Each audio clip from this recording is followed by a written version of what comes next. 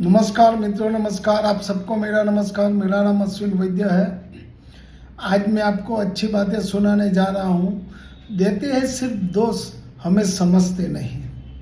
कुछ लोग दिल दुखाने से पहले जरा भी सोचते नहीं। रखते हैं रिश्ता किसी ना किसी मतलब से, रखते हैं रिश्ता किसी ना किसी मतलब से। जरूरत ना हो कोई तो बात करते नहीं, जरूरत ना हो कोई तो बात करते भी नहीं।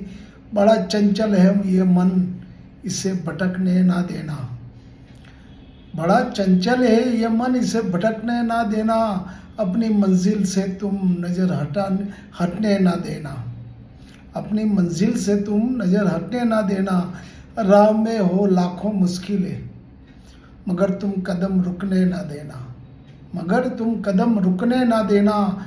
ख्वाब जो संजोए है दिल में, ख्वाब जो संजोए है दिल में, उन्हें कभी बिखरने ना देना, उन्हें कभी बिखरने ना देना। Thank you, thank you, thank you.